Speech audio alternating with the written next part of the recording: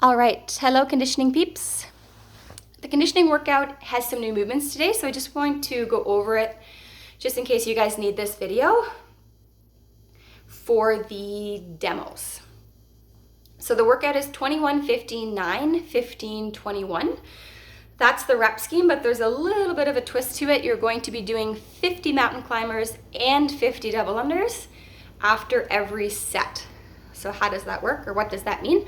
You're going to do 21 of that first movement, which I'll show you, the dumbbell row into deadlift, 21 of the handstand push-up or pike push-up, and then 50 mountain climbers plus 50 double unders or 100 single skips. Then you go into the 15s.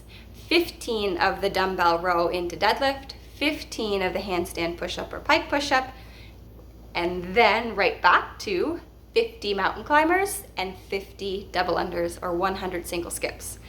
So after every round, after the round 21-21, you do your mountain climbers and skips. After your 15 and 15, you do your mountain climbers and skips. And you also do it after the last round. So you can see in Yaj's notes there, including the last one. So your last round, you're back to 21 dumbbell bent over rows into deadlifts, 21 handstand push-ups or pike push-ups, and then one last set of 50 mountain climbers and 50 double unders or 100 single skips.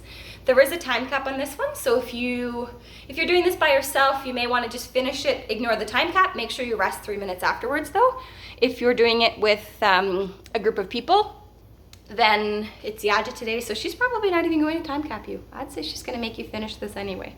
So my push would be to try and get through it if you do have the time. Rest for 3 minutes, then it's a 10-minute EMOM of 8 to 12 toes to bell. So that's another new movement. So now that you understand hopefully the workout, I'm going to go over these new movements with you. I have to grab my kettlebell.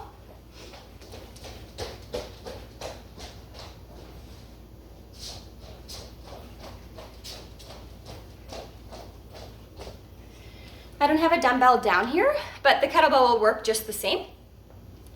So for that first one, a single dumbbell bent over row into single dumbbell deadlift. So this one, you're holding the dumbbell by the big parts at the side. I'm going to be holding the kettlebell on each side, but if you have a dumbbell, you're going to be holding both sides like this. From there, you're starting with a bent over row. So for a bent over row, you have a little bit of a bend in the knee to keep them safe. You're in that hinge position trying to get your spine as parallel to the ground as you can. From that position, you're holding your dumbbell, one dumbbell, so holding it by the bigger parts. You're in that hinge first. You're gonna squeeze elbows back and down into a row. From there, dumbbell comes back to the ground and you're gonna do a deadlift and pick it up. So you never set the dumbbell down. Little bend through the knee, hinge, one row, one deadlift, one row, one deadlift. And you're going to keep going. So from the side, you're holding one dumbbell or kettlebell in front of you, bend through the knee, you're in that hinge position, one row, one deadlift. Back into hinge, 2 rows, 2 deadlifts. 3,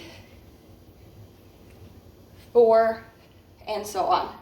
Hinge first, pull, dumbbell comes down, and stand. That is that dumbbell to deadlift movement. For the handstand push-ups or pike push-ups, if you can't do either of those options, a good one is that seated Z press or Z press, however you say. So legs are straight out in front of you, staying tall, trying not to arch through your chest. Keep that rib cage tucked, dumbbells on each side, pressing into that overhead position. Pressing into overhead position.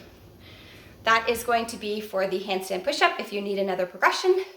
For the EMOM, toes to bell. These ones look really cool. How to demo them? I'm gonna put the kettlebell behind me. I'm gonna put the kettlebell closer to here. All right, so you'll see the kettlebell in this movement is kind of like a pull-up bar. So you're using the kettlebell to hold your arms down overhead.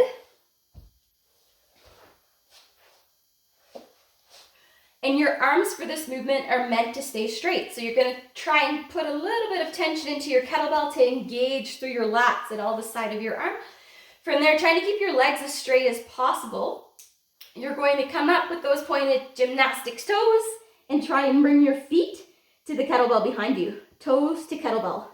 Coming back down with control. Don't let your heels touch the ground, but get them as close as you can and pull back up, toes to kettlebell. If your kettlebell is not heavy enough, you could do this with a dumbbell as well, holding both sides of the dumbbell instead of holding on to the kettlebell. This is the toes to kettlebell. If that's too much for you, then I would suggest doing like a regular leg raise where you're still lying back on the ground, focusing on keeping lower back pressing into the ground and doing your leg raises that way for 8 to 12 reps, 10-minute EMOM, so 10 rounds. All right, that is it.